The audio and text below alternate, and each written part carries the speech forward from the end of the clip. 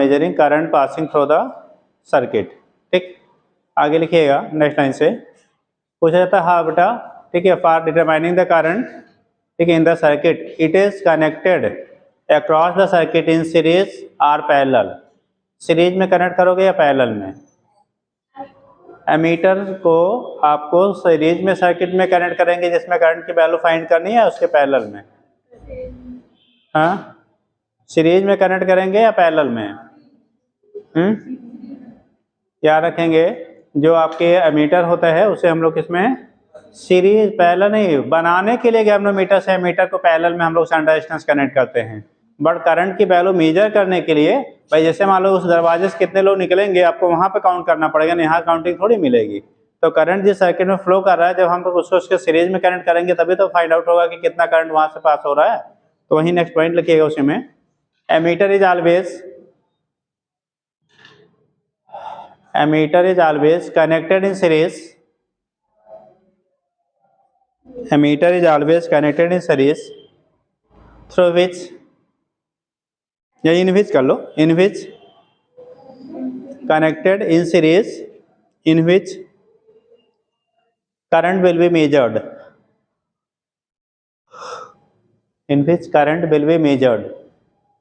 हो गया, जिनमें से करंट आपका क्या हो रहा है बेटा, पास आउट हो रहा है, उसके अक्रॉस हम लोग किसमें सीरीज में आपका कनेक्ट करते हैं। कैसे कनेक्ट करेंगे बेटा, सीरीज में कनेक्ट करते हैं।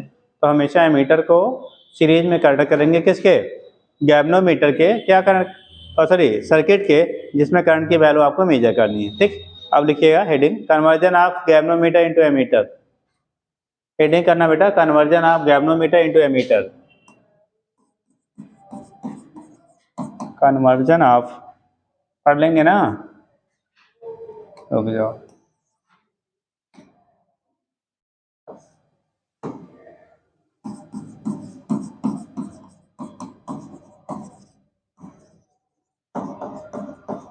गैल्वेनोमीटर इनटू किसमें, एमीटर। तो एमीटर बेटा यूज किया जाता है फॉर मेजर क्या, मेंट of current in the circuit. किसी भी सर्किट में करंट की वैल्यू को मेजर करने के लिए हम लोग यूज करते हैं।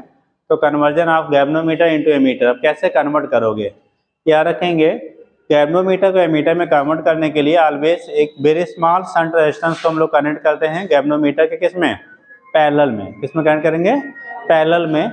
क्या करने के लिए, उसको एमीटर में कन्वर्ट करने के लिए। तो कंडीशन ये होगा, सपोज एक गैल्वेनोमीटर है, यहाँ से एक वेरी स्मॉल रेजिस्टेंस, इसी को टर्म हम लोग देते हैं क्या, shunt resistance. This is termed as shunt resistance, याद रखना। ठीक, और ये गैल्वेनोमीटर है, यहाँ से आने वाले अगर टोटल करंट की वैल्यू सपोज दैट आई है बेटा, टोटल करंट कितना है, अगर यहाँ से आई है, इनमें से जाने वाले करंट आपकी, जैसे इसको दो रूट मिल गया, एक तो गैल्वेनोमीटर के थ्रू पास आउट हो बेटा, दूसरा कहाँ से, शंट से आपका पास आउट हो। अगर कोई भी सर्किट पैरेलल में है तो करंट जो भी आएगी बेटा वो बाइफरकेट होगी। ठीक, अब किधर से ज्यादा करंट पास आउट होगी, चलो आप पीछे से बता दो। अगर मान लो ये बाइफरकेट हो रहा है बेटा, किधर से ज्यादा करंट पास आउट होगा, गैल्वेनोमीटर के थ्रू या शंट के through. If resistance of the galvanometer is greater than shunt, अगर गैल्वेनोमीटर का रेजिस्टेंस जनरली यही होता भी है, शंट से ज्यादा है, तो करंट की जो वैल्यू होगी, अगर मान लो आई करंट जा रहा था तो उसका मेजर पोर्शन गैल्वेनोमीटर से पास होगा या शंट से पास आउट होगा। उसका मेजर पोर्शन जो होगा वो गैल्वेनोमीटर से पास आउट होगा या शंट से पास आउट होगा। यहाँ हमने सपोज कर दिया IG है जो गैल्वेनोमीटर से जाने वाला करंट है, और ये आपका IS है जो शंट से पास आउट होने वाला करंट है। तो IS की वैल्यू ग्रेटर होगी या IG की वैल्यू ग्रेटर होगी इफ G ग्रेटर देन कितना, S। अगर गैल्वेनोमीटर का रेजिस्टेंस जो गिवन है बेटा वो ग्रेटर देन शंट रेजिस्टेंस है, तो करंट की वैल्यू जो होगी वो गैल्वेनोमीटर से ग्रेटर होगा या शंट से ग्रेटर होगा, किधर से ज्यादा पास आउट होगा। जो करंट पास आउट होगा वो शंट से ज्यादा होगा या गैल्वेनोमीटर से ज्यादा होगा।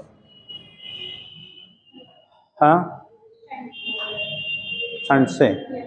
और लोग शंट वाले हाथ उठाओ, शंट से पास होने वाले करंट की वैल्यू ज्यादा होगी। तो इतने लोग हाथ उठा दे, गैल्वेनोमीटर से पास होने वाला ज्यादा होगा, किससे होगा, चाहे जिधर से जाए, है ना। हाँ जी, आप किसी विभाग में है नहीं, किसमें हो, एक तो चुन लो, तो ये ऑप्शन है, चार भी नहीं है, 50-50 के चांस है, चाहे शंट पे मार दो या गैल्वेनोमीटर पे मार दो, जो सोचो वही मारो। हाँ, शंट से। अच्छा, खड़ी हो जाओ। ये लोग सही बताए हैं क्या? इतने लोग आप वाला सही है? ये भी नहीं पता, तब कैसे शंट बता दी? हाँ, करंट डाल बेटा, क्या पड़ेगी ये बताओ। कट। अच्छा,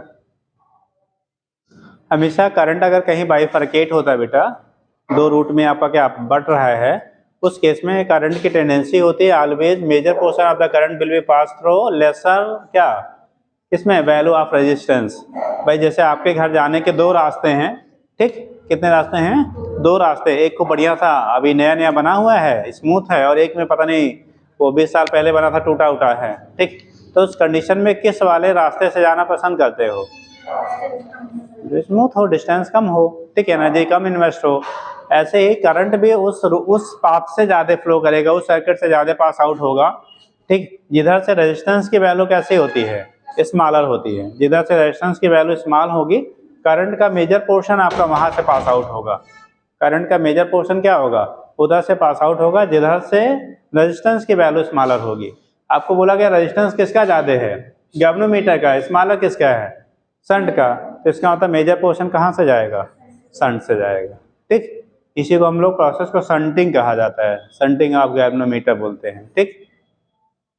चलो देखो, तो अब ये दोनों आपस में पैरेलल हैं। इन पूरे का कॉम्बिनेशन जो बनेगा बेटा, इन पूरे का जो कॉम्बिनेशन बन रहा है ना, इसे हम लोग कह लेते हैं ammeter. This combination is known as क्या? एमीटर। अब ये एमीटर में कन्वर्ट हुआ, मतलब गैल्वेनोमीटर की शंटिंग करने के बाद जो मिलेगा आपको रिजल्ट, वो काम करेगा एज ए क्या? एमीटर, ठीक। तो इस कंडीशन में अब ये बन गया हमारा एमीटर। अब यहाँ से देखो, जो गैल्वेनोमीटर है और शंट है mutually parallel to each other. कैसे हैं? पैरेलल है। कितने लोग बताएंगे पैरेलल कॉम्बिनेशन में करंट की वैल्यू सेम होती है बेटा, या क्या पोटेंशियल क्या सेम होगा? पैरेलल की प्रॉपर्टी होती है potential difference will be same, ठीक।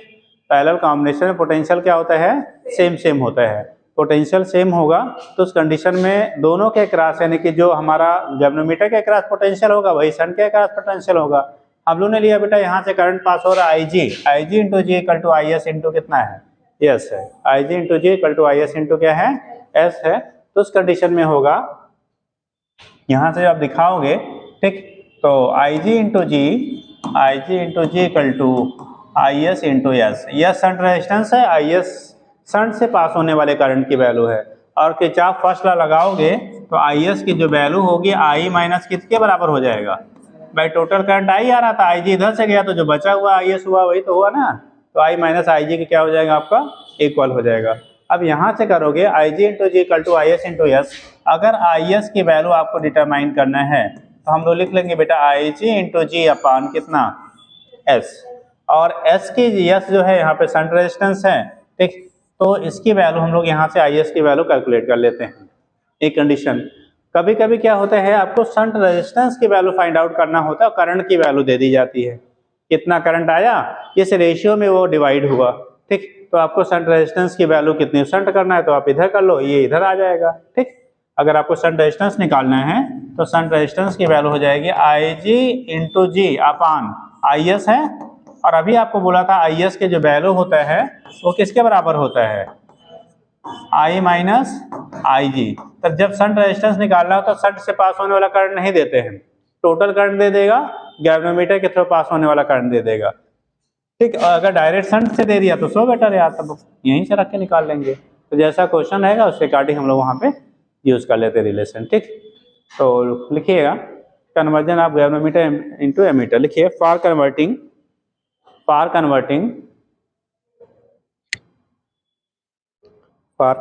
Galvanometer into ammeter,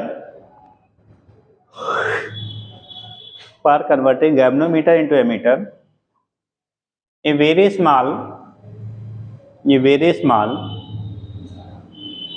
resistance called shunt resistance, a very small resistance called क्या? Shunt resistance is connected, a very small resistance called shunt resistance is connected, a very small resistance called shunt resistance is connected Siddharth किसके बेटा? Parallel to the galvanometer, parallel with the कर दो चाहे to the कर दो, parallel to the galvanometer, parallel to the galvanometer. ठीक, पूछा जाता है वो अंडरलाइन कर लेना है, वेरी स्मॉल रेजिस्टेंस और पैरेलल दोनों पॉइंट को अंडरलाइन कर लो। ठीक,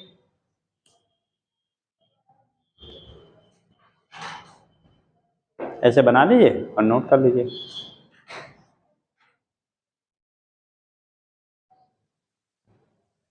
और ठंडक बढ़ गया है साहब लोग, थोड़ा कान उन ढक के आया करिए, है ना जी? हाँ देखना बेटा।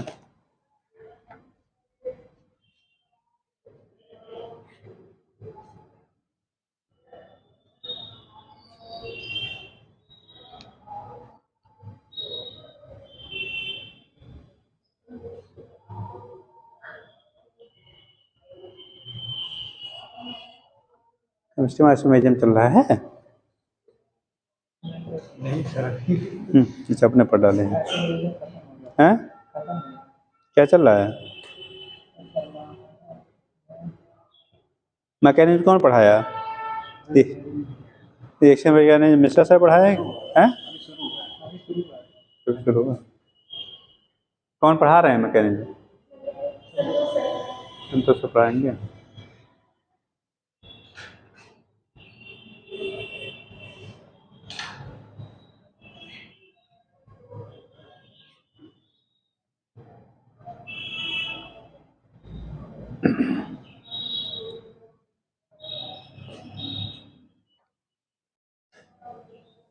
इनक्लोज कर ले बेटा फार्मूले को।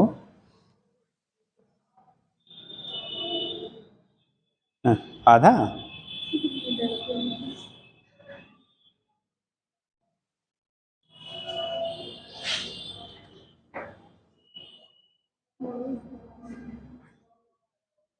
हो गया बेटा। चलिए ये कंडीशन हो गया, इसी को हम लोग कह लेते हैं कौन सा? एमीटर बोल लेंगे। ठीक, अब एक क्वेश्चन लिख लीजिए।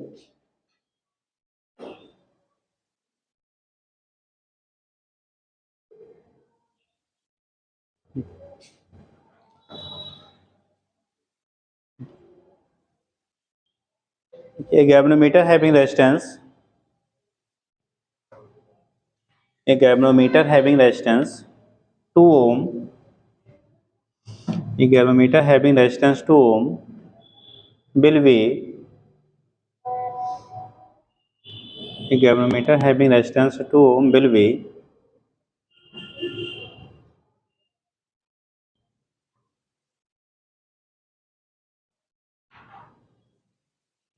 हो गया। a galvanometer having resistance क्या लिखा? 2 ohm will be converted to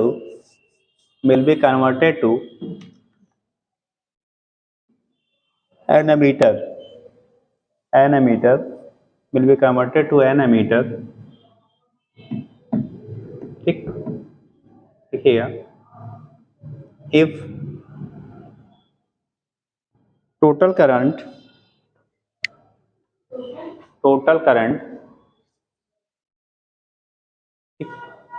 in the circuit is 5 ampere, total current in the circuit is 5 ampere, and current passing through the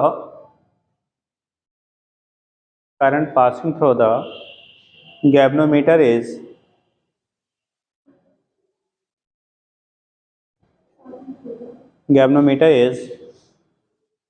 0.25 ampere, passing through the galvanometer is 0.25 ampere।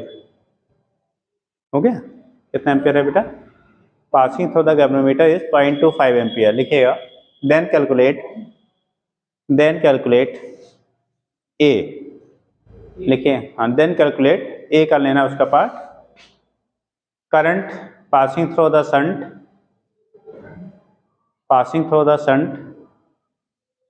current passing through the shunt resistance। B करिएगा बेटा। the value of shunt resistance passing through the shunt resistance.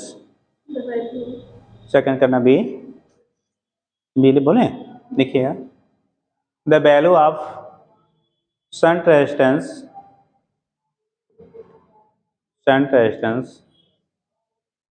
connected parallel to shunt resistance connected parallel to किससे, galvanometer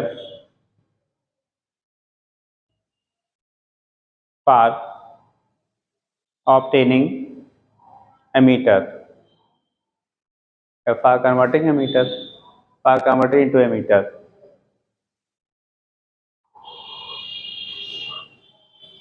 convert into ammeter, ठीक, galvanometer को ammeter में convert करने के लिए, ठीक, क्या होगा,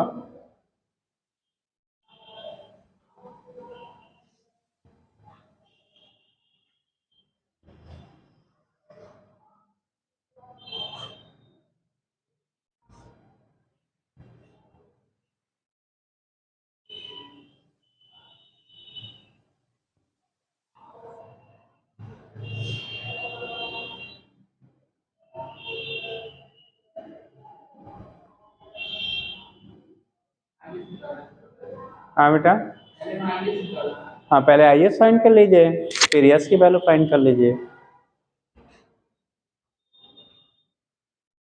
पहले आप आई एस की वैल्यू निकाल लो, फिर एस की वैल्यू निकाल लो।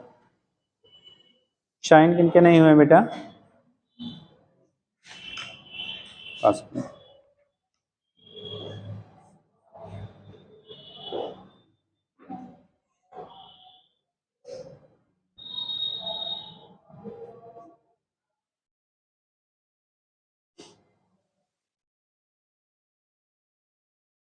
लोग पढ़ने आते हैं जी, आ जाते कभी कभी, लेकिन सैटरडे के पहले अपडेट वही पूछते हैं, नेक्स्ट वीक का शेड्यूल क्या है। हाँ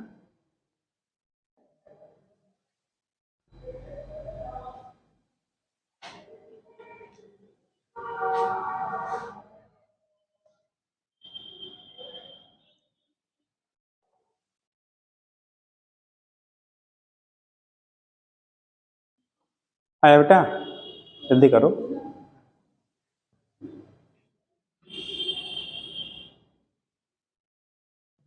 जल्दी करो, ये खत्म करना है भाई।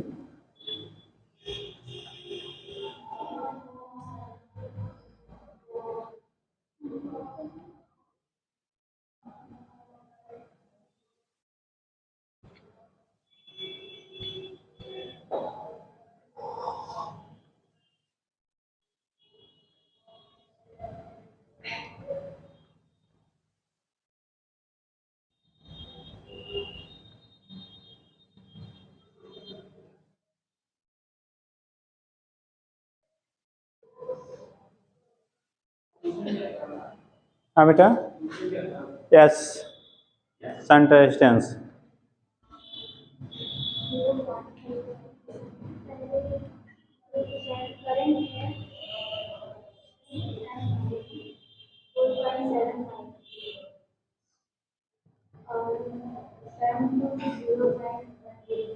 आटा शंट रेजिस्टेंस 0.10 ओम, और लोगों का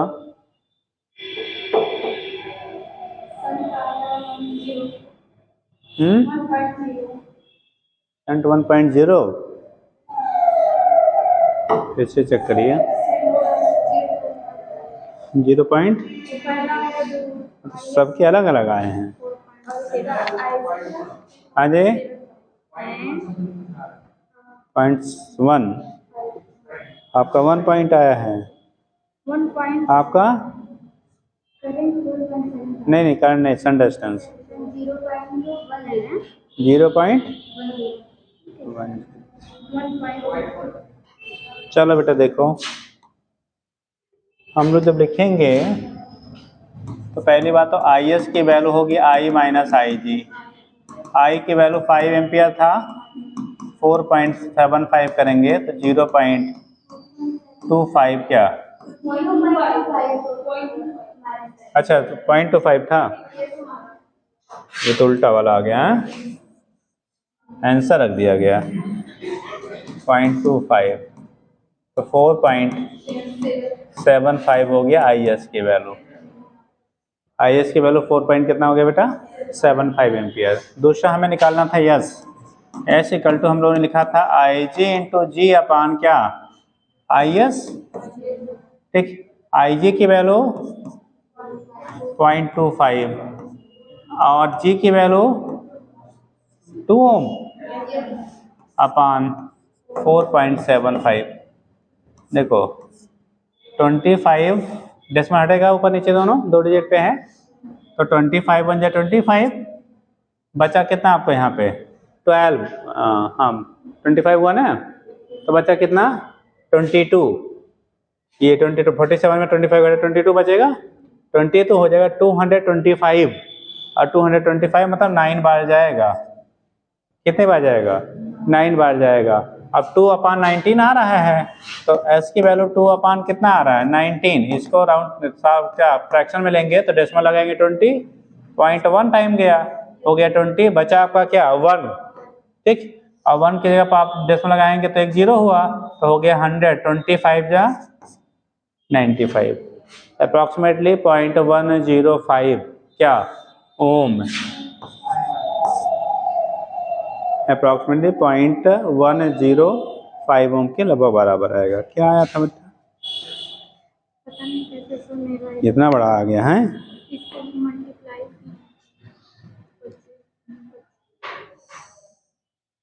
अरे 25 दूनी 50 किया तो ये पॉइंट क्या 50 होगा ना, पॉइंट यहाँ रहेगा, हो गया बेटा। अगला लिखिएगा वोल्ट मीटर,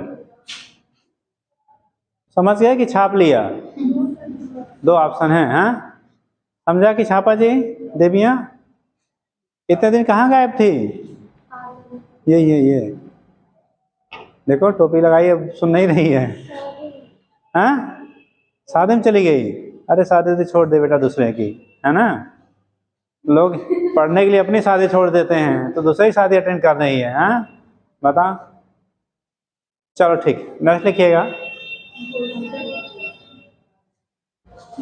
वोल्ट मीटर जी, लिखिए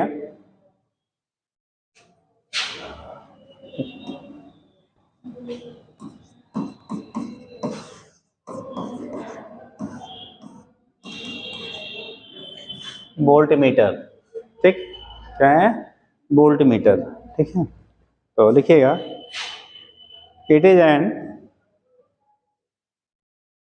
एन इलेक्ट्रॉनिक डिवाइस या इंस्ट्रूमेंट, इलेक्ट्रॉनिक डिवाइस या इंस्ट्रूमेंट जो भी कर लो, electronic device which is electronic device which is used, electronic device which is used, which is क्या लिखा बेटा used to, voltmeter is an electronic device which is used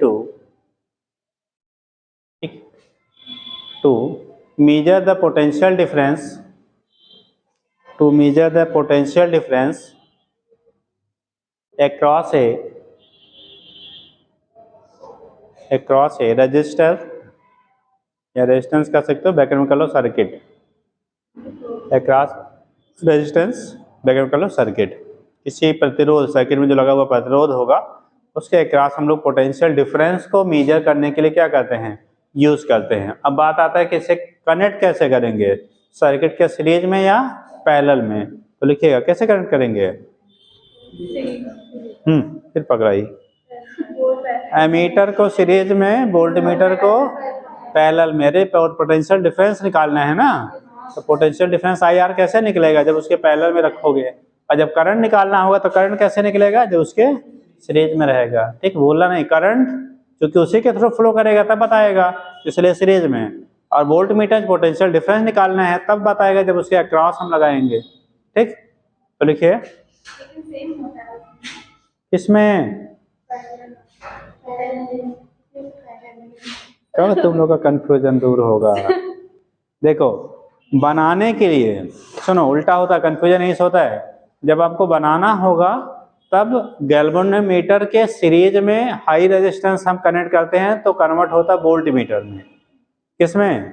galvanometer के series में हाई रेजिस्टेंस, उसी को लोड रेजिस्टेंस बोलते हैं, connect करेंगे तो कन्वर्ट होगा वोल्ट मीटर में। लेकिन जिस सर्किट में पोटेंशियल डिफरेंस जैसे अक्रॉस निकालना है, हम लोग वोल्ट मीटर को उसके कहाँ लगाएंगे? पैरेलल में लगाएंगे। और एमीटर वाली कहानी, एमीटर बनाने के लिए गैल्वेनोमीटर के पैरेलल में शंट रेजिस्टेंस को लगाते हैं, ठीक, तो बनता हुआ एमीटर। और करंट जिस सर्किट में मेजर करना है उसके अक्रॉस क्या करेंगे हम लोग?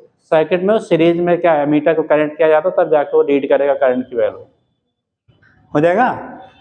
तो वोल्ट मीटर बनाने के लिए सीरीज में, यूज करने के लिए पैरेलल में, एमीटर बनाने के लिए गैल्वेनोमीटर से पैरेलल में, और यूज करने के लिए सीरीज में, ठीक। तो ध्यान रखना, दोनों उल्टा कर डालते हैं लोग, ठीक। तो वोल्ट मीटर तो लिखा है, it is an electronic device used to measure the potential difference across a register or circuit, ठीक। देखिएगा नेक्स्ट लाइन से, it is connected, it is connected parallel to the circuit, it is connected parallel to the circuit, connected parallel to the circuit across which potential will be, across which potential will be क्या measured, across which potential will be measured, जिसके across potential का measurement करना होता है उसके कैसे connect करेंगे बेटा? पैरेलल में, ठीक। लिखिएगा, हेडिंग बनाइए, conversion of galvanometer into volt meter, conversion of galvanometer into volt meter. एक चीज और वहीं लिख लो बेटा, जहाँ वोल्ट मीटर लिखा है, जो आइडियल वोल्ट मीटर होते हैं इनके रेजिस्टेंस इनफाइनाइट होते हैं, और एमीटर में लिख लेना आइडियल एमीटर का रेजिस्टेंस 0 होता है। वहीं पे पॉइंट करके कलर पेन से लिख लो, एमीटर वाले में लिख लीजिएगा, जहाँ एमीटर लिखा था, resistance of ideal ammeter is 0, resistance of ideal ammeter is 0, resistance of ideal ammeter is 0। जितना एमीटर का रेजिस्टेंस कम होगा उतना ज़्यादा एक्यूरेट क्या बताएगा, वो रीडिंग बताएगा, और जितना वोल्ट मीटर का रेजिस्टेंस क्या होगा, ज़्यादा होगा, उतना एक्यूरेट वो पोटेंशियल डिफरेंस मेजर करेगा। तो इसीलिए वोल्ट मीटर का जो रेजिस्टेंस होता है हम लोग आइडियल के लिए इनफाइनाइट लेते हैं और एमीटर का 0 लिया जाता है। तो लिखिएगा, वोल्ट मीटर वाले में लिख लेना,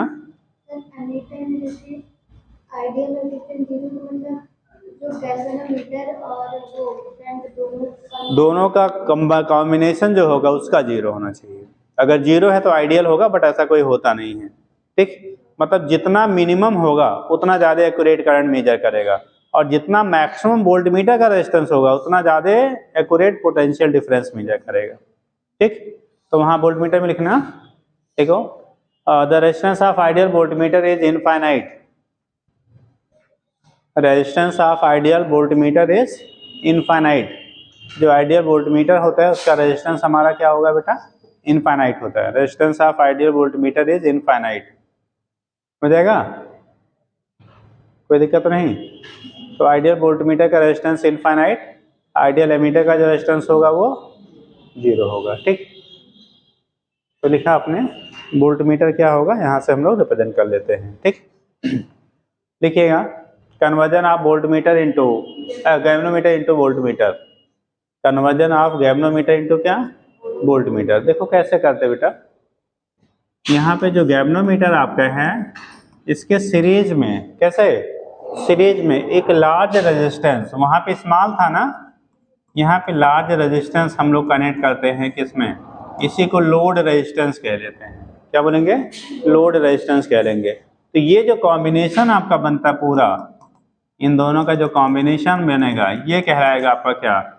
इसे कहेंगे क्या बेटा? वोल्ट मीटर कहेंगे। यानी कि गैल्वेनोमीटर के सीरीज में क्या आपने कनेक्ट कर दिया, ठीक है, क्या चीज? Load resistance. तो जो बनेगा आपको कॉम्बिनेशन वो कहलाएगा आपका क्या? वोल्ट मीटर कहलाएगा, ठीक। और load resistance very high resistance होता है, ठीक। ठंडा लग रहा हो तो बिना शर्माए कान पे बात लीजिए, ठंडी लग जाएगी तो एक हफ्ता गया, ठीक। तो इसलिए बच के रहिए। देखो हम भी टोपी लगाए हैं और हम भी लोग लगा रहे हैं, तो तुम लोग काहे नहीं लगा रहे, तो बच्चा हो, हाँ ठीक। तो लगा लिया करिए, सरमाया नहीं करिए, ठीक है, क्योंकि वो पहचानेगा नहीं कि ये कौन वाले हैं, है ना, ठीक। चलो देखो, तो वोल्ट मीटर हो गया, गैल्वेनोमीटर हो गया, लोड रेजिस्टेंस हो गया, ठीक। देखो दो चीज होता है, जब फेवरेबल चीजें कंडीशन होती है उसमें हर आदमी काम करता है, ठीक। जो अनफेवरेबल में करता है वही उनसे क्या होगा, आगे जाएगा। मैं जैसे फेवरेबल हर आदमी काम कर रहा है, जो एडिशनल काम किया कब, जब वो सो रहा था, ठीक, तब जो आप काम करेंगे तो वही तो एक्सीड करेंगे। तो उस कंडीशन में जो आप, जब दुनिया सो रही हो तब आप क्या करिए, काम करिए, तब आपका उतना एक्स्ट्रा होगा। और दुनिया कर रही है, आप भी कर रहे तो बराबर रह गए ना, तब कहाँ होगा। बोर्ड से तो एग्जाम देना नहीं, यूनिवर्सिटी एग्जाम देना नहीं, यहाँ तो हमें क्या पड़ोसी को हराना है, ठीक। और खाली यहीं पड़ोसी को नहीं, दुनिया के जितने हिंदुस्तानी पड़ोसी पार्टिसिपेट करेंगे सबको हराना है। तो आप ऐसा ना सोचो कि हमारा पड़ोसी वाला तो सो रहा है, अरे यही पड़ोसी थोड़ी, बहुत सारे पड़ोसी हैं, ठीक। तो आप सोचो कि दुनिया वाले क्या कर रहे हैं, हमें उनसे बेहतर करना है, तब जाके आप क्या करते हो, सिलेक्शन पाते हैं, ठीक। आप ये ना सोचो कि हमारा एक मित्र है वो तो 18 घंटा सोता है तो हम 22 सोएंगे, ठीक। तो उससे नहीं होता है, वो क्या कर रहे हैं, वो उससे भी बेहतर करिए, ठीक। और हर कोई एक दूसरे से बेहतर करे। माने अब ये ऐसे बेहतर कर रहे हैं, ये इनसे बेहतर करे, वो उनसे बेहतर करे, तो ऑटोमेटिकली सब लोग बेहतर करने लगेंगे, ठीक। तो वो कंडीशन आपका होता है कि अगर आप एक दूसरे से अच्छा करेंगे, ठीक, तभी क्या होगा, अच्छा कुछ होगा, ठीक है। तो ये नहीं कहिए कि वो इतना ही करते हैं तो हम उनसे इतना ही कम करेंगे, ज़्यादा नहीं करेंगे, आपको ज़्यादा करना पड़ेगा, ठीक। हो गया बेटा। इसे कहते हैं वोल्ट मीटर, क्या कहते हैं, वोल्ट मीटर, ठीक। और ये गलतफहमी लोग छोड़ दें कि एक साल में सिलेक्शन नहीं होता, इसी साल अपने यहाँ ही बच्चे का जो है पहले अटेम्प्ट में ही उसका हुआ है, ठीक। मतलब ऐसे थोड़े कम मिलते हैं, ठीक है, लेकिन 2-1 साल में हर बार ऐसा कोई मिल जाता है जो पहले अटेम्प्ट में जिसका हो जाता है, ठीक। बट ये है कि भाई आपको मेहनत करनी पड़ती है उसके अकॉर्डिंग, और आपका बेस भी अच्छा हो। जैसे फर्स्ट अटेम्प्ट के लिए आपको कम से कम क्या 11-12 परफेक्ट हो, और फिर ये जो साल है वो आप जी जान लगा के क्या करिए, सिस्टमेटिक मेहनत करिए। मेहनत कई तरीके के होते हैं, ठीक है। पता रहा एक चैप्टर में 1 महीना पढ़ा, बाकी सब गायब है, ठीक है। तो रिसर्च हमें नहीं करना है, हमें इतना करना है कि हमारा क्या हो जाए, सिलेक्शन हो जाए, ठीक। हाँ हाँ, ठीक। तो हमें जो आना है उसके अकॉर्डिंग पढ़ना है, ठीक। बाकी पढ़ेंगे वो नुकसान नहीं करता है, नॉलेज तो बढ़ाएगा, लेकिन हमें पहला मेन टारगेट क्या है, सिलेक्शन हो जाएगा तब कोई आपको ये नहीं पूछा जाएगा भैया फिजिक्स से कितना आता था, बायोलॉजी कितना आता था, केमिस्ट्री कितना आता था। और नहीं होगा तो आप अति ज्ञानी हूँ तो भी क्या है, वो बेकार है, कहीं हुआ ही नहीं। इतने ज्ञानी होते तो हो क्यों नहीं गया होता, ठीक। तो इसलिए आपको ऐसा ओरिएंटेड पढ़िए कि हमारा जो रिजल्ट ओरिएंटेड हो, ठीक है। पढ़ाई कई तरीके की होती है, ठीक। एक नॉलेज ओरिएंटेड होती है, आप किसी भी सब्जेक्ट में जितना डीप में पढ़ेंगे, जितना ज़्यादा पढ़ेंगे उतना ज़्यादा भाई उसमें आपका बढ़ेगा। बट वो क्या आपको पूछा जाना है क्या, तो अगर पूछा जाना है तब तो ठीक है, वो क्या है, एग्जाम के ओरिएंटेड है। अगर वो नहीं पूछा जाना है, कहीं नहीं पूछा जाता है, आप फालतू उसको पढ़े जा रहे हो आप, तो कंडीशन क्या है, वो नॉलेज खाली ओरिएंटेड होगा, नॉलेज बढ़ाएगा बट आपको सिलेक्शन नहीं मिलेगा, ठीक। तो यहाँ पे आज का जो समय है वो नॉलेज के साथ क्या हो, रिजल्ट ओरिएंटेड हो, ठीक। तब तो आपका फ्यूचर भी सही रहेगा, प्रेजेंट भी सही रहेगा। नहीं तो पता लगा नॉलेज तो किसी तरह बढ़ा लिए लेकिन फिर वो आउटपुट नहीं मिला तो गड़बड़ होगा, ठीक। तो ऐसा करिए जो आउटपुट आपको दे, ठीक है। चलो देखो बेटा, तो यहाँ पे क्या करेंगे, तो ये हमारा कन्वर्ट हो गया किसमें, वोल्ट मीटर में। क्या हो गया, वोल्ट मीटर में। अब वोल्ट मीटर का जो रेजिस्टेंस आप करोगे तो आर वोल्ट मीटर का जो रेजिस्टेंस आपका होगा वो लोड रेजिस्टेंस प्लस किसका, गैल्वेनोमीटर रेजिस्टेंस, ये दोनों मिल के वोल्ट मीटर का रेजिस्टेंस होगा। और यही आइडियल कंडीशन में क्या लेते हैं हम लोग, इनफाइनाइट लेते हैं। क्या लेंगे, इनफाइनाइट लेते हैं। तो ये कंडीशन आपका होता है, वोल्ट मीटर क्या होगा यहाँ से कैलकुलेट करेंगे, ठीक। अब एक तो छोटा सा यहाँ पे भी क्वेश्चन कर लीजिए, वोल्ट मीटर पे भी नोट बना लीजिए भैया। और याद रखेंगे आइडियल वोल्ट मीटर का जब रेजिस्टेंस इनफाइनाइट होगा तो वोल्ट मीटर से पास होने वाला करंट जीरो हो जाता है। वोल्ट मीटर से पास होने वाला करंट क्या होगा, जीरो होगा। जैसे ये सर्किट है, आप सर्किट के हमेशा ये पीछे पॉइंट आपने लिख लिया है, सर्किट के कहाँ जोड़ते हैं हम लोग, वोल्ट मीटर को पैरेलल में कनेक्ट करेंगे। मान लो ये रेजिस्टेंस R था, ठीक। अब जरा सुनना थोड़ा सा, हमें इसके थ्रू जो आपका होगा I इंटू R की वैल्यू वो ये मेजर करेगा। कौन सा, जो इसमें से पास होने वाला करंट और रेजिस्टेंस का प्रोडक्ट होगा उसकी वैल्यू को यह वोल्ट मीटर आपका मेजर करेगा। यानी वोल्ट मीटर का जो मेजरमेंट होगा, जो वोल्ट मीटर आपको क्या करेगा, मेजर करेगा, वो किससे, जो हमारा रेजिस्टेंस है, ठीक, इसमें से पास होने वाले करंट और रेजिस्टेंस का प्रोडक्ट को ये मेजर करके आपको बताता है वोल्ट मीटर, ठीक। अब सपोज दैट करंट यहाँ से आ रहा है बेटा, जरा ध्यान देना, करंट यहाँ से आई आ रहा है। अगर इसका रेजिस्टेंस इनफाइनाइट होगा, कैसा होगा, इनफाइनाइट होगा, तो इनफाइनाइट मतलब वो इंसुलेटर हो गया।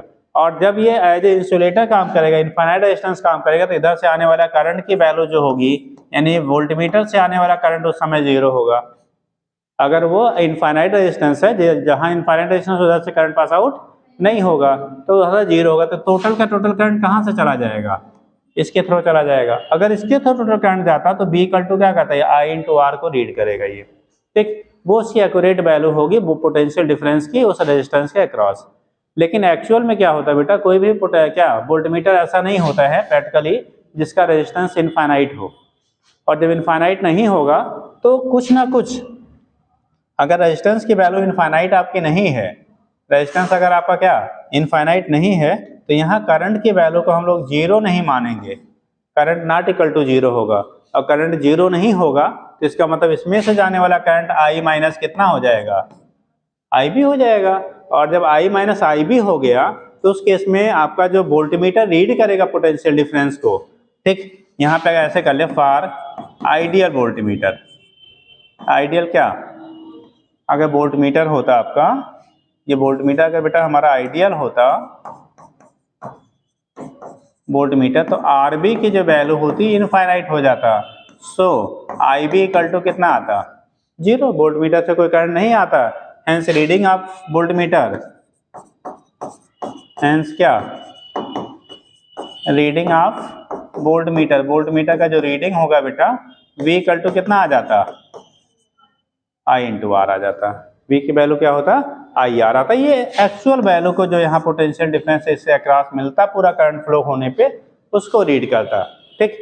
ये तो कंडीशन आइडियल के लिए है। बट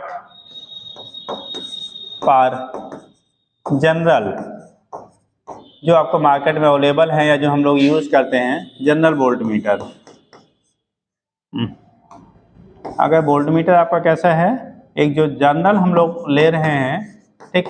अगर जनरल कोई वोल्टमीटर आप लेते हैं जो मार्केट में अवेलेबल है, ठीक है, आपके एलआई में अवेलेबल है, तो वहाँ पे V R I R not equal to क्या होगा, आई आर की जो वैल्यू होगी, I R not equal to क्या होगा आपका, ठीक, कितना, इनफाइनाइट।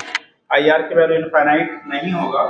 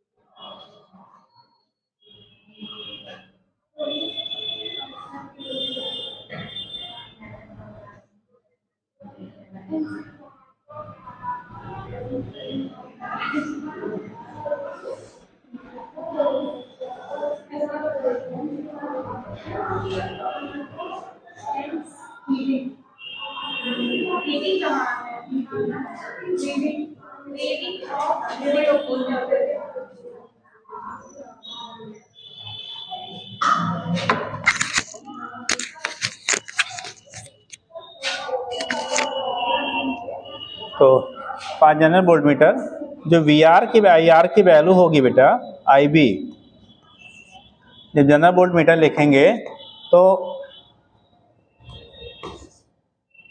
जो वोल्टमीटर का रेजिस्टेंस होगा ये नॉट इक्वल टू क्या होगा, infinite. R voltmeter infinite के बराबर नहीं होगा, ठीक। तो आई जो हमारा वोल्ट मीटर के थ्रू जाएगा, आई बी की वैल्यू ये नॉट इक्वल टू क्या होगा, 0 होगा, वो 0 नहीं होगा। और 0 जब नहीं होगा, कुछ ना कुछ यहाँ से करंट आपका क्या 0 के बराबर नहीं होगा, तो यहाँ से कुछ ना कुछ का पास आउट होगा। जब कुछ ना कुछ पास आउट होगा तो यहाँ से जो करंट जाएगा वो एक्चुअल वैल्यू से क्या करेगा, घट जाएगा।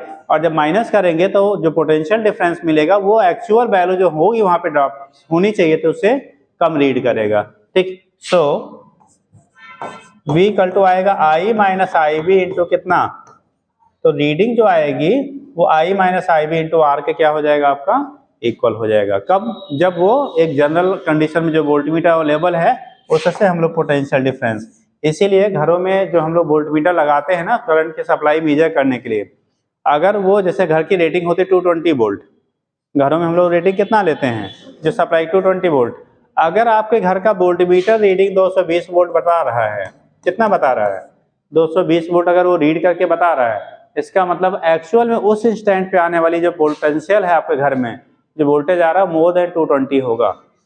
अगर वो 220 रीड करके बता रहा है तो उस केस में हमेशा उस समय आने वाली सप्लाई आपके घर में 220 वोल्ट से कैसा है ज़्यादा है। कारण क्या होगा, क्योंकि वो एक्चुअल वैल्यू तो रीड कर नहीं रहा है। और अगर अनएक्चुअल वैल्यू जो आपका है ऑब्जर्व्ड वैल्यू है, अगर वो 220 वोल्ट है, इसका मतलब रियल वैल्यू उससे क्या होनी चाहिए, ज़्यादा आ रही है, ठीक। तो अगर 220 वोल्ट आपका वोल्टमीटर घर में लगा हुआ जो आपने लगाया है वो अगर रीड करके आपको बता रहा है, डिनोट कर रहा है, तो इसका मतलब उस समय आपके घर में आने वाले सप्लाई मोर देन 220 वोल्ट होगा।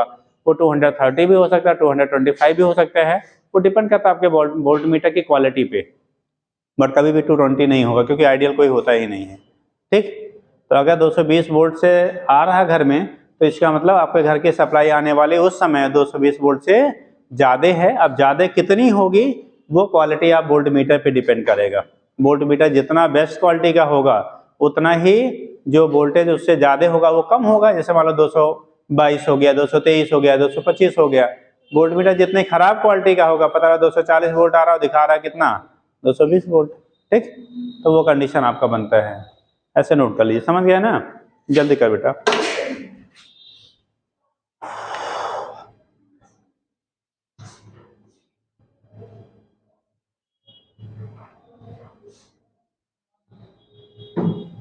हमने कंडक्टेंस वगैरह लिख लिया था ना, कंडक्टिविटी कंडक्टेंस लिख लिया है ना, ठीक।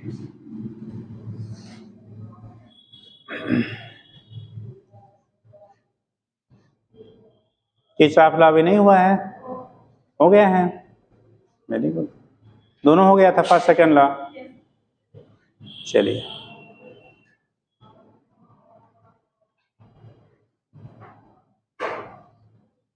इलेक्ट्रिकल पावर भी कर लिया था, चलो ठीक।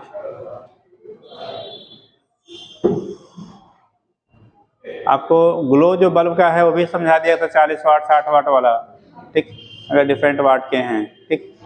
पावर डिसिपेशन कितना होगा वो चीज़ आपको बता दी गई थी। व्हीटस्टोन ब्रिज अभी नहीं हुआ था, नहीं हुआ था, चलो एमीटर वोल्टमीटर हो गया। व्हीटस्टोन ब्रिज क्या नहीं पढ़ पा रहे हो।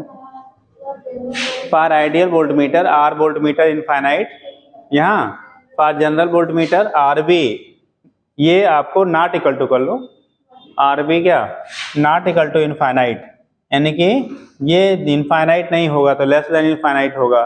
तो आई बी की वैल्यू फिर आपको 0 नहीं होगी, और 0 नहीं होगी तो बी जो रीड करेगा, ठीक, that is measured value, that is measured voltage will be lesser than actual voltage,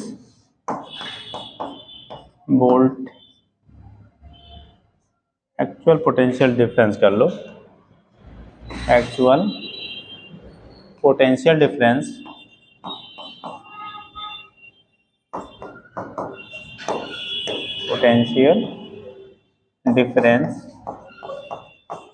across circuit bracket कर लो, रेजिस्टेंस कर लो ब्रैकेट में, जिस रेजिस्टेंस के क्रॉस निकालेंगे उससे आपका एक्चुअल वाले से कम हो जाएगा। ठीक,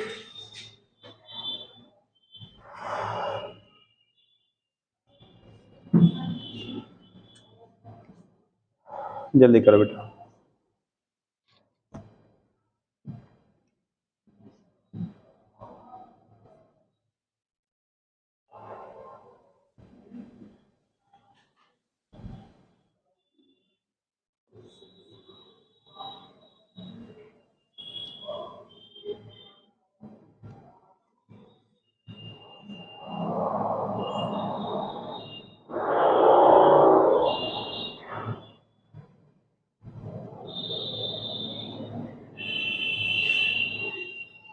बोले जल्दी करिए, हो गया।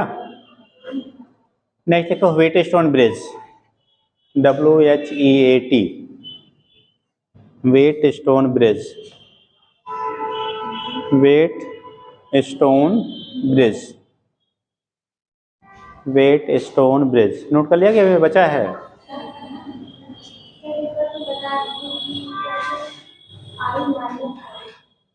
बेटा जैसे अगर इसका रेजिस्टेंस इनफाइनाइट नहीं होगा तो यहाँ से कुछ करंट इधर से चला जाएगा, कुछ करंट इधर से जाएगा।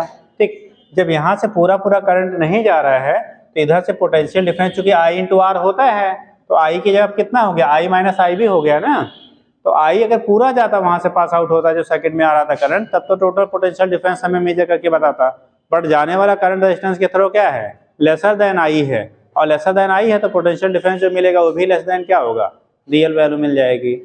यानी जो बी ऑब्जर्व होगा वो बी रियल से क्या होगा आपका कम हो जाता है, क्योंकि पूरा करंट वहां से पास आउट नहीं हो रहा है, वोल्टमीटर से कुछ करंट पास आउट हो रहा है।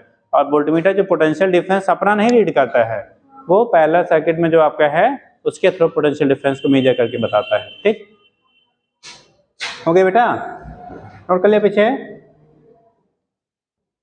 चलो नेक्स्ट देखो व्हीटस्टोन ब्रिज,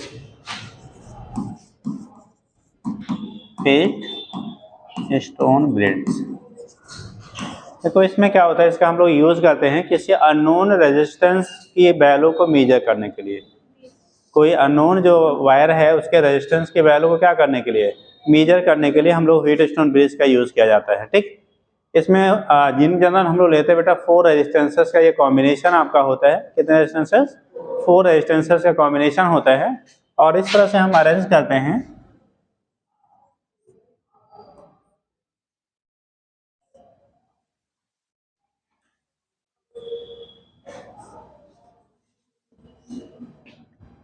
यहाँ बीच से एक गैल्वेनोमीटर लगा दिया जाता है। ठीक, इसे एक सर्किट से आप कनेक्ट कर देते हो, और इसे कहते हैं P से इंडिकेट करते हैं Q, इसे R से बेटा, और ये S से इंडिकेट करते हैं। इनमें जो है S जो होता है इसे अननोन रेजिस्टेंस कहा जाता है। इसी S को क्या बोलते हैं हम लोग, अननोन रेजिस्टेंस। तो जो अननोन रेजिस्टेंस आपका होता है ये S कहलाता है। This is the unknown resistance जिसकी वैल्यू हमें फाइंड करनी होती है। ठीक, P और Q, ठीक, P and Q and R ये तीनों हमारे नोन होते हैं। तीनों क्या होते हैं, नोन होते हैं। अभी आपने मीटर ब्रिज पढ़ा होगा, तो PQ को वहाँ पे रेशियो रेजिस्टेंस कहा जाता है, R को वहाँ पे नोन रेजिस्टेंस कहा जाता है, और S को वहाँ पे अननोन रेजिस्टेंस कहते हैं। ठीक, इसी का व्हीटस्टोन ब्रिज का यूज करके आपको वहाँ पे मीटर ब्रिज बनाया जाता है।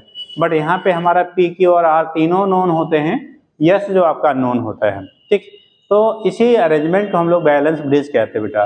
अगर यहाँ पे देखो 2 की होता है बेटा, एक एक्सटर्नल की होता है और एक यहाँ पे एक इंटरनल की भी हम लगाते हैं। अगर आप लगाना चाहें, क्योंकि प्रैक्टिकल पॉइंट ऑफ व्यू से जब बनता है तो पूछा जाता है। एक की आप यहाँ लगा दो बेटा। ठीक, इसे की को हम भी उसी शेप में इसको भी बना लेते हैं।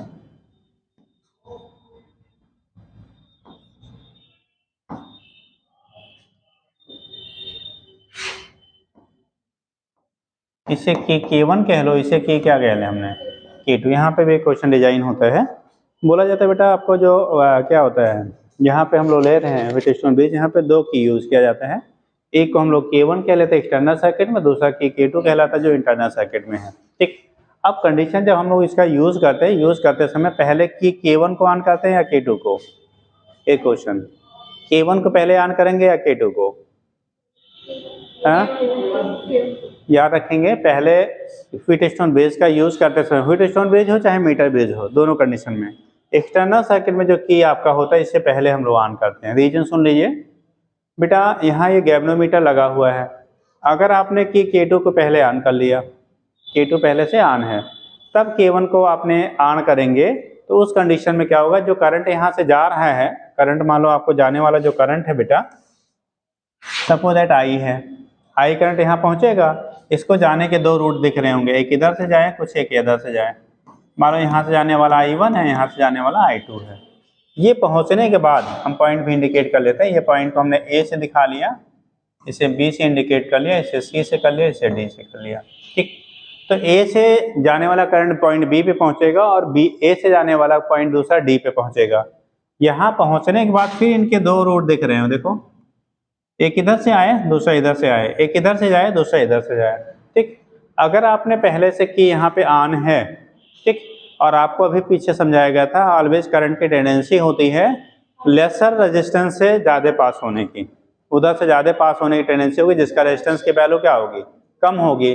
तो कम की जब कंडीशन करेंगे तो लेसर रेजिस्टेंस वाले से करंट पास होने की टेंडेंसी क्या होती है, हाई होती है, यानी लार्ज होगी। तो यहाँ से करंट हमारा क्या करेगा, इधर से पहुँचने के बाद चूंकि इसके रेजिस्टेंसेस की वैल्यू जनरली हाई होती है गैल्वेनोमीटर के रिस्पेक्ट में, तो मेजॉरिटी में करंट कहाँ से पास होने की टेंडेंसी होगी, गैल्वेनोमीटर के थ्रू, चाहे इधर वाला हो चाहे उधर वाला हो। ठीक, तो जब मेजॉरिटी में करंट गैल्वेनोमीटर के थ्रू पास होगा तो दो चीज़ें होंगी, जैसे स्विच ऑन करेंगे, अगर आपने रीडिंग ले लिया तो गैल्वेनोमीटर में जो डिफ्लेक्शन होगा वो रॉन्ग आपको रिजल्ट देगा। कैसा देगा, रॉन्ग रिजल्ट देगा, यानी एक्चुअल रिजल्ट नहीं, क्योंकि अभी बैलेंस नहीं हुआ है। ठीक, दूसरा कंडीशन आपका होता है, क्योंकि गैल्वेनोमीटर सेंसिटिव आपका होता है, मतलब सेंसिटिव कहने का मतलब डैमेज होने के चांसेस उसमें रहते हैं। तो अगर हाई करंट एकाएक पास आउट हो गया वहाँ से, तो ये it may be also it is क्या, डैमेज, यानी खराब हो जाए। तो गैल्वेनोमीटर के खराब होने के भी चांसेस रहेंगे ज़्यादा, और दूसरा हो जाएगा वहाँ से फॉल्स रीडिंग मिलने के भी चांसेस होते हैं। इसीलिए जो गैल्वेनोमीटर के अक्रॉस हम लोग क्या की लगाते हैं, उससे पहले नहीं ऑन करते हैं, उससे बाद में ऑन करेंगे, और जो एक्सटर्नल सर्किट में की लगाते हैं उसे हम लोग पहले ऑन करते हैं। तो जो की एक्सटर्नल सर्किट में है उसे बेटा पहले ऑन करेंगे, फिर गैल्वेनोमीटर के अक्रॉस करेंगे। अब उससे फ़ायदा क्या होगा, देखो, अगर आपने इस की को पहले ऑन कर दिया, जिसको पहले आपने ऑन कर दिया, अब करंट यहाँ से गया, क्योंकि ये अभी ऑफ है तो गैल्वेनोमीटर से कोई करंट अभी नहीं जाएगा। यहाँ से जाने वाला करंट कहाँ से पास आउट हो जाएगा, क्यू से। यहाँ से आने वाला करंट कहाँ से पास हो जाएगा, यस से। अब कंडीशन, इसके बाद जब इसकी K2 को आप ऑन करोगे तो केवल उतना ही करंट यहाँ से पास आउट होगा जो अनबैलेंस फॉर्म में होगा। कौन वाला होगा, अनबैलेंस होगा। अनबैलेंस अगर आपका है तो उस कंडीशन में करंट पास आउट होगा, अगर अनबैलेंस नहीं है तो कोई करंट वहाँ से पास आउट नहीं होगा। तो इसका मतलब अनबैलेंस करंट केवल पास आउट होगा और इसकी वैल्यू वेरी स्मॉल होगी, तो आपको रीडिंग भी जो अनबैलेंस कंडीशन में होगा वो एक्यूरेट मिलेगा, और दूसरा उसके डैमेज होने के चांसेस भी कम हो जाएंगे। तो इसलिए आपको हमेशा की आउट के वाला पहले ऑन करेंगे, K1 वाला और K2 वाला बाद में। रीजन याद रहेगा, क्योंकि लिखाने वाले भर का नहीं है, क्योंकि तो आपको कहानी तो उतनी लिखी नहीं जानी है, इतना पॉइंट आप याद रखिएगा। दूसरी चीज़ें है, जब भी सर्किट हम लोग इस टाइप का ड्रा करते हैं, चाहे कोई भी इंस्ट्रूमेंट का, तो हमेशा वो टाइटली फिट करते हैं, लूज शंटिंग नहीं किया जाता है। कारण क्या है, जहाँ भी वायर अगर लूजली आप कनेक्ट करेंगे वहाँ पे स्पार्किंग होगी, और जब स्पार्किंग होगा तो हाई रेजिस्टेंस वहाँ जनरेट होता है। ठीक, इसलिए आप देखते हो कहीं कहीं आप घर में हो चाहे टोल वगैरह पे हो, जहाँ लूजली आपका क्या होता है वायर कनेक्टेड होते हैं, वहाँ पे स्पार्क होता है और जल के वो मेल्ट कर जाता है हीट होके। ठीक, तो हमेशा टाइटली फिट करते हैं सारे इंस्ट्रूमेंट को, जहाँ भी है वो टाइटली फिट किया जाता है, लूज शंटिंग नहीं की जाती है। ठीक है, तो इसी को हम लोग कह लेते हैं बेटा क्या, व्हीटस्टोन ब्रिज कहते हैं। अब इसमें 4 रेजिस्टेंसेज हैं, 3 हमारा नोन होता है और एक यस वाला जो होता है उसे हम लोग अननोन रेजिस्टेंस कहेंगे। इसे क्या बोलेंगे आप, अननोन रेजिस्टेंस कह लेंगे। इसे क्या कहते हैं हम लोग, अननोन रेजिस्टेंस। बेटा एक पैटर्न है, ठीक, चूंकि इनका रेशियो, ठीक, जैसे होता है ना कि हम लोग कपड़े सीधे पहन रहे हैं, ये रूल नहीं है, एक हमारा पैटर्न है। हम किसी को भी, हम इसको आप ले सकते हैं अननोन वाला हो, यहाँ जोड़ दीजिए। लेकिन जनरली होता क्या है, एक तरीका जो हम लोगों ने यूज़ किया अभी तक, इनका इनका रेशियो इनके इनके रेशियो के बराबर होना चाहिए बैलेंस कंडीशन में, और जो हमारा नॉन चीज़ें होती हैं वो हमेशा इसकी जगह पे हम लोग रखते हैं। तो वो कहीं आप यहाँ भी रखेंगे तो भी रिजल्ट आपको वही मिलेगा। तब आपको यहाँ पे ये वाला आप यहाँ ले, आर एस यहाँ कर लो, पी क्यू आप यहाँ कर लीजिए, बात वही मिलेगा। ठीक, तो इन बैलेंस कंडीशन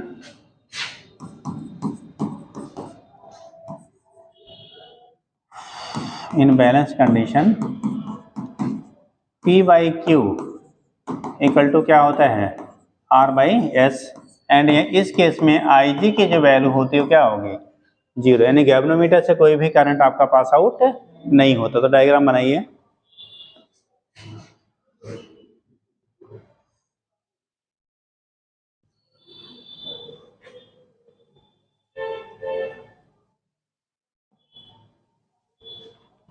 अभी खाली डायग्राम बनाइएगा, लिखेगा नहीं।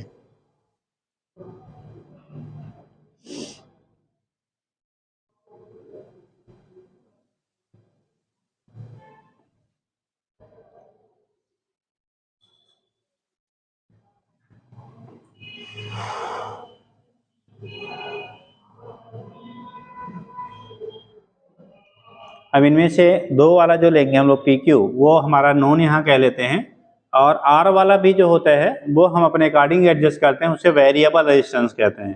क्योंकि कंडीशन क्या होगा, बैलेंस कंडीशन के P by Q equal to R by S, तो ये वाले तो आपके नॉन हैं, ये दोनों हमारे फिक्स कर लिया आपने, जो भी दिया रहेगा। अब इसकी ज़रूरत के अनुसार इसको हम एडजस्ट करते हैं, इसीलिए इसे वेरिएबल कहते हैं। और इसे क्या कहेंगे, अननोन। जैसे आपको एक तार दे दिया गया, अब वो भी जो तार है उसका रेजिस्टेंस निकालना है, तो आपको तो रीसेट करना पड़ेगा ना कि अरेंजमेंट कहाँ पे बैलेंस कंडीशन में जा रहा है। तो R वाले को हम लोग वैल्यूज को रीसेट करके चेंज करके वहाँ पे जितना रिक्वायर्ड होता है वो सेट करते हैं, इसलिए उसे वेरिएबल कह लेते हैं। तो लिखिएगा, बन गया बेटा।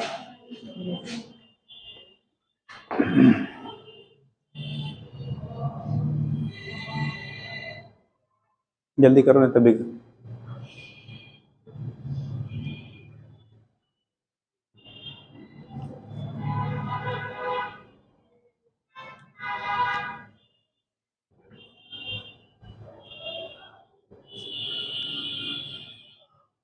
बोले। देखिएगा, for measuring accurately any resistance, for measuring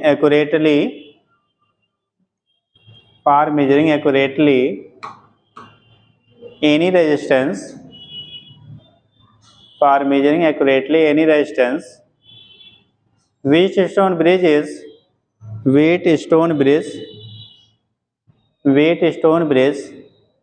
is widely used. Wheatstone bridge is widely used.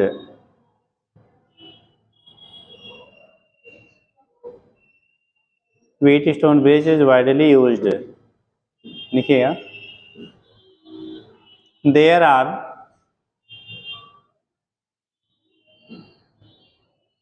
are two known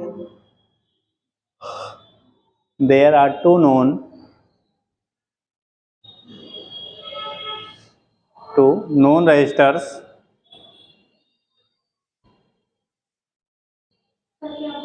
there are two known resistors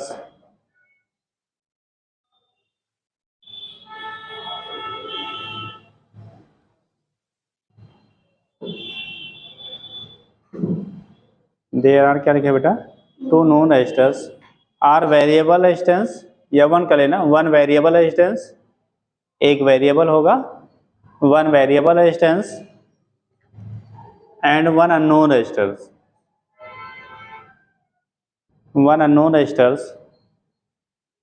connected in unknown resistors connected in bridge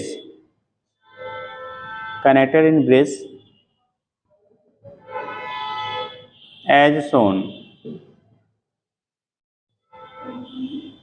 in bridge as shown। नीचे लिखिएगा। अब कैसे होगा जरा इसको हम लोग लिख लेंगे, तब इसके बाद इसको लिखिएगा। इसको भी हम हटा ही देते हैं, एक ना। In balance condition IG equal to कितना, 0। IG की वैल्यू क्या होगी बेटा 0 होगा। तो यहाँ से जाने वाला I1 जो है वो यहाँ से भी जाएगा और यहाँ से जाने वाला I2 क्या होगा यहाँ से जाएगा ना। I1 इधर से आया, I2 आपका इधर से आया। तो जो रेजिस्टेंस है इनका जो रेशियो होगा वही इनका रेशियो के क्या होना चाहिए, इक्वल होना चाहिए। तो यानी कि I1 इंटू P, ये I1 इंटू क्या हो जाएगा Q इक्वल टू, यानी B1 upon B2 equal to B3 अपान क्या B4। तो इनके जो क्या होंगे पोटेंशियल डिफरेंस होगा, ठीक, इनका पोटेंशियल डिफरेंस और इनका पोटेंशियल डिफरेंस वो उनके रेशियोज क्या आने चाहिए, सेम आने चाहिए। तो अगर हम लोग यहाँ पे जो आपने पढ़ा था क्या किरचॉफ्स लॉ पढ़ा था, क्या पढ़ा था हम लोगों ने किरचॉफ्स लॉ पढ़ा था, तो उसके अकॉर्डिंग अगर आप करोगे, ठीक, तो ऊपर वाले सर्किट से जो पोटेंशियल डिफरेंस किसी भी सर्किट से आप निकालेंगे उन्हीं को इक्वेट करके हम लोग क्या करते हैं ये वैल्यू फाइंड करते हैं। यानी कि I1 into P upon I1 into Q equal to I2 into क्या R अपान I2 इंटू क्या हो जाएगा S हो जाएगा, ठीक। तो यहाँ पे जो पोटेंशियल आएगा तो लिखिए इन बैलेंस कंडीशन वैल्यू क्या आ जाएगा I1 कटा I2 कट जाएगा, तो लिख लेंगे सीधे लिखिए P by Q equal to कितना R by S. P by Q equal to कितना हो जाएगा R बाई एस होगा। P बाई क्यू की जो वैल्यू होगी बेटा वो R बाई एस से क्या हो जाएगा बराबर होगा। अगर यहाँ से S की वैल्यू आपको फाइंड आउट करनी है, ठीक, तो S की वैल्यू कितनी होगी, अगर S हम लोग ले रहे हैं यहाँ पे नो रेजिस्टेंस, तो S की जो वैल्यू आप निकालोगे तो 1 अपान R इंटू पी बाई कितना, ये इधर ले आओ तो ये बाई में आएगा ना, P बाई कितना क्यों हो जाएगा। R की वैल्यू अगर आपको फाइंड करना है, मान लो S की वैल्यू आपका क्या है वायर का नोन है, वायर क्वेश्चन नोन नहीं रहता वो निकालना ही रहता है, तो R इधर करेंगे तो S 1 बाई में चला जाएगा उधर चला जाएगा, ठीक। एक मिनट उल्टा तो नहीं हो गया, उल्टा हो गया, यस निकालना है ना, एस को इधर करोगे तो ये ऊपर चला जाएगा, एस निकालना है ना, आर इंटू कितना क्यू बाई पी हो जाए। एस की वैल्यू फाइंड करना बेटा, ये इधर ले जाएंगे तो ये बाई में जाएगा, नीचे वाला ऊपर हो जाएगा, ऊपर वाला नीचे हो जाएगा, R into Q by P हो गया, वो 1 अपान एस नहीं ले जाता बेटा, ठीक, सही कर लीजिएगा। 1 बाई एस अगर फाइंड करते तब आता P by Q into 1 by R, ठीक। तो इनका ढेर सारे आपके यूजेस होते हैं डिफरेंट जब हम लोग कनेक्शन करते हैं उस केसेज में, ठीक।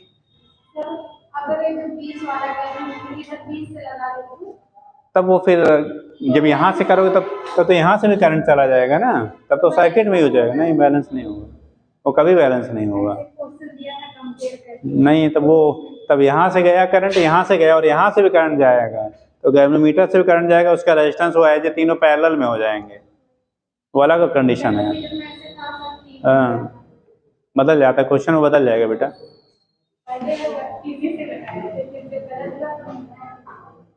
हो गया, तो ये केस आपके होते हैं, यहाँ से हम लोग बेटा निकाल लेते हैं क्या होगा, रेजिस्टेंसेस कैसे होंगे, उसकी वैल्यू किसके बेस पे आप डिटरमाइन करते हो क्या होता है, ठीक। कोई एनसीईआरटी लाया है, एक क्वेश्चन इस पे कर लो तब फिर देखें, लिखिएगा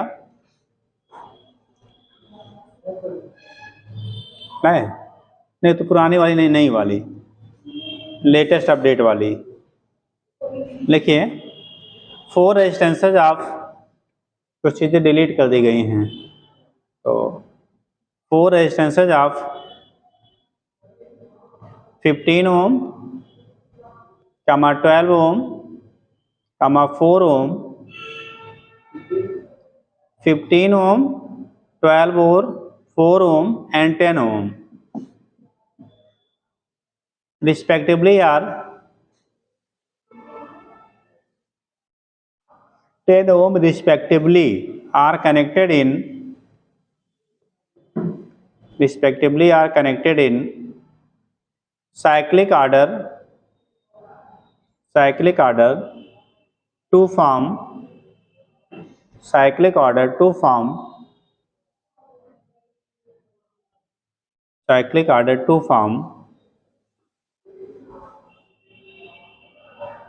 Wheatstone network, to form Wheatstone network.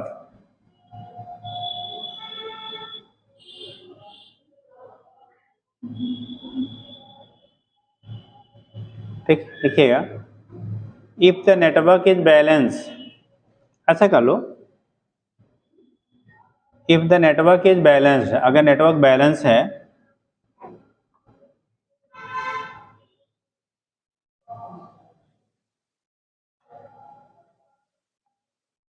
Balance, then determine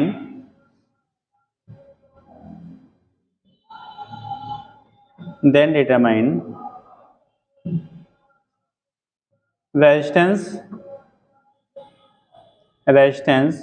connected in parallel with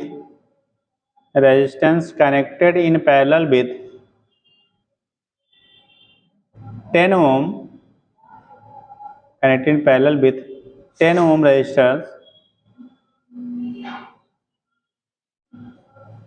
10 ohm resistance for balancing it,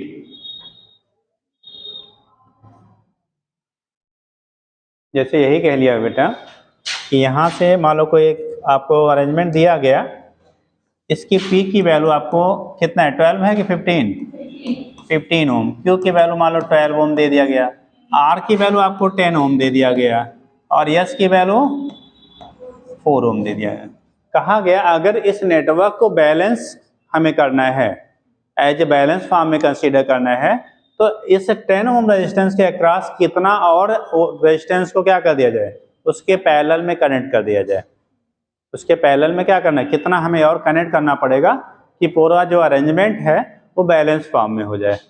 ठीक, जरा लगाइए, बैलेंस फॉर्म में उसे कन्वर्ट करने के लिए कितने ओम रेजिस्टेंस को 10 ओम के साथ क्या कर दिया जाए, पैरेलल में कनेक्ट कर दिया जाए। ठीक, समझे, डायग्राम बना लीजिए, खाली आप ऐसे दिखाइए 15, 12, 10 एंड 4। तो इसे बैलेंस फॉर्म में करने के लिए यानी IG की वैल्यू 0 करने के लिए, किसकी वैल्यू को, IG इक्वल टू क्या करने के लिए, 0 करने के लिए कितने ओम रेजिस्टेंस को, इसके मान लो पैरेलल में एक रेजिस्टेंस हमें जरूरत पड़े, वो कितने ओम का लगाया जाए कि ये बैलेंस हो जाए। इस यक्स की वैल्यू आप निकाल लो, इसकी वैल्यू, यक्स की वैल्यू आप डिटरमाइन कर लो फॉर ऑब्टेनिंग क्या, बैलेंस सर्किट। जल्दी करिए।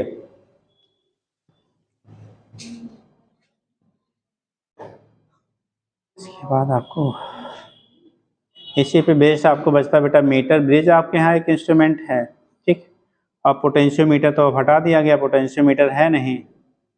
ठीक है, पहले पोटेंशियोमीटर पे भी अच्छे खासे क्वेश्चन बना करते थे, लेकिन उसको इन्होंने उड़ा दिया। ठीक, तो मीटर ब्रिज अभी फिलहाल एप्लीकेशन में आता है, आज नहीं हो पाएगा। चलिए 10 मिनट का काम रहेगा, नेक्स्ट लेक्चर में हो जाएगा। ठीक, और क्वेश्चन वगैरह जो डाउट रहेगा तो करके आइएगा, बता दिया जाएगा। ठीक है, वैसे अलॉटेड टाइम तो ख़त्म हो गया, बट जो रहेगा बता दिया जाएगा। अलॉटेड टाइम अलॉट करने वाले जो भी रहे होंगे साहब, उनको आप लोग बहुत जीनियस वाला मान के आपको टाइम अलॉट किए थे कि हमारे बच्चे बहुत क्या हैं, जीनियस है, सब आता है, खाली उनको कथा सुनाना है। हाँ, तो आप लोग कुछ ऐसा करिए कि उनकी जो बातें हैं वो सही हो जाएं। हाँ, क्यों जी, हाँ, कैसे उनकी बातें जो उन्होंने रिज्यूम किया आप लोग, कैसे वो प्रूव होगा, कुछ मेथड है, कैसे हो सकता है जी? हाँ, मतलब जो आपको टाइम अलॉट किया गया है पर चैप्टर का, वो आपको अलॉट करने वाले जो भी उस समय रहे होंगे, ठीक है, कमेटी में, वो आपको इतना मान के चलिए आप बहुत जीनियस लोग हो, बहुत एक्स्ट्रा जीनियस हो। ठीक, तो अब अगर वो तो उन्होंने ऐसा आपको एज्यूम करके आपको टाइम डिसाइड कर दिया है, अब आप कैसे प्रूव करोगे वाकई हम ये जीनियस हैं? हाँ, तो घर पे पढ़िए, सिलेक्शन दीजिए, आपका सिलेक्शन हो जाएगा उनकी बातों का। हाँ हाँ, और आपका भविष्य भी बन जाएगा, दोनों के लिए फ़ायदेमंद है ना, मतलब उनका फ़ायदा हो या ना हो, आपका हो जाएगा। ठीक, क्यों देवी जी? डॉक्टर के बनेगी तो किसको पहले सुई लगाएगी? हैं? किसी को? देख बेटा, तो ये एक लगाएगी तो दो लगाना है इसको। हाँ चलो, वैसे डॉक्टर लोग खुद अपने सुई लगाने की जरूरत नहीं पड़ती है, बस ये है कि ट्रेनिंग टाइम में तो लगाना ही पड़ता है ना।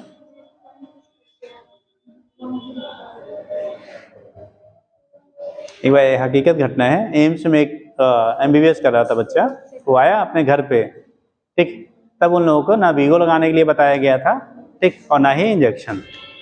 तो वो फर्स्ट ईयर में था, ठीक, तो उसके घर के कोई पड़ोसी थे, तबीयत खराब थी, वो इंजेक्शन को डॉक्टर ने किसी ने सजेस्ट किया था, तो किसी ने कहा बगल भैया हैं वो एम्स से कर रहे हैं भाई, बहुत बड़े उससे कर रहे हैं, उनको बुला लीजिए, वो इंजेक्शन लगा देंगे। और बेचारा जो है अभी जो है लगाया था ही नहीं कभी, उसने कहा हमको नहीं आता है, तो वो थोड़े एजेड थे, तब वो तो कहे बाबू हम तो एम्स का नाम बहुत बड़ा सुने, है ही भाई, अब तब एम्स दिल्ली ही में नहीं हुआ करता था, बाकी 2-3 एम्स खाली थे, अब तो बहुत जगहों पर हो गया, हम तो एम्स का नाम बहुत सुने हुए थे, आप कैसे डॉक्टर हो कि आपको सुइयों लगाने नहीं आता, तो झोला छाप भी लगा लेता है। तो वही है ना। हो गया बेटा? नहीं आया? देखो आपको क्या होता है, P/Q = R/S। P की वैल्यू 15 दिया है, Q की वैल्यू आपको 12 दिया है, R की वैल्यू हमें चाहिए, हमारे पास 10 है, लेकिन एक्चुअल में बैलेंस के लिए क्या चाहिए वो आप निकाल लो। अपान S की वैल्यू कितना? 4। अब इस R की वैल्यू हमने मान लो इसकी जगह पे X रखा है, ये दोनों आपके कैसे हैं? पैरेलल में हैं, ठीक, और पैरेलल में हम लोग करते हैं 1/R = 1/R1 + 1/R2 करते हैं, ठीक। तो यहाँ से पहले R की वैल्यू फाइंड कर लेते बेटे, देखो 3 से काट, 3 5 जा 3 4 जा, ये 4 4 कैंसिल, R की वैल्यू कितना आ गया? 5 ओम चाहिए, इक्विवेलेंट वैल्यू 5 चाहिए, और हमारे पास है कितना? 10 + X, तो 1/R = 1/10, ये गिवन है, और 1/ दूसरे का आप X कंसीडर कर लो, तो ये आपका आ जाएगा, इसकी वैल्यू हमने 5 निकाला है, तो 1/5 = 1/10 + 1/X, तो 1/X = कितना? 1/5 - 1/10, LCM लोगे तो 10 आएगा, और ये आ जाएगा 2 - 1 मतलब 1/10, 1/10 = 1/X, सो X = मतलब इसके पैरेलल में कितना ओम आपको कनेक्ट करना पड़ेगा? 10 ओम अगर आप कनेक्ट करेंगे उसके पैरेलल में, तो वहां पे जो वैल्यू आपको मिलेगा, ठीक, वो क्या होगा? सर्किट आपकी बैलेंस हो जाएंगी। तो बैलेंसिंग के लिए हमें कितने ओम का कनेक्ट करना पड़ेगा? 10 ओम। नहीं बुझे? अरे बेटा, बैलेंस करने के लिए R इन दोनों का कॉम्बिनेशन की जगह काम करेगा ना, ठीक। तो हमने पहले R की वैल्यू इस सर्किट को बैलेंस फॉर्म में निकाल लिया, तो R की वैल्यू P/Q = R/S, P की वैल्यू आपको 15 दिया है, Q की वैल्यू 12 दिया है, R की वैल्यू हमें निकालना है, ये R यहाँ 10 नहीं है, R यहाँ पे 10 नहीं है, ठीक, इसकी वैल्यू हमें, ये 10 इसका वैल्यू दिया गया है, और ये दोनों मिलके हमारा क्या होना चाहिए? R चाहिए, तो R/Q की वैल्यू आपको 4 ओम दिया गया है, S की वैल्यू, तो यहाँ से R की वैल्यू हमने कैलकुलेट कर लिया, कितना आ गया? 5 ओम। अब R जो है किसके कॉम्बिनेशन से बन रहा है? 10 ओम ये और X ओम इन दोनों के कॉम्बिनेशन से बन रहा है, तो वहां पे क्या करेंगे, ये 10 है और ये वाला कितना है? X है, दोनों पैरेलल में हैं, तो 1/R = 1/10 + 1/X, R की वैल्यू 5 कैलकुलेट किया है, यहाँ पे पुट कर दिया, तो X की वैल्यू कितनी आ गई? 10 ओम आ गया, ठीक। एक साथ लेके चलेंगे, किसको एक साथ? R को R माने, लेकिन आप हाँ पैरेलल वहीं आप, लेकिन पैरेलल आपको रखना पड़ेगा ना, तो वहीं कहीं गड़बड़ कर देंगे तो फिर गड़बड़ हो जाएगा। आप इतनी बार अगर आपका है तो यहाँ पे ये हो जाए 10x/10 + X, इस R की जगह पे 10x/10 + X रख लीजिए, तो वहाँ कैलकुलेट करना थोड़ा सा गड़बड़ हो सकता है, इसलिए उसको R कैलकुलेट करके तब रखिए, तब गड़बड़ नहीं होगा। हो जाएगा? चलो ठीक है।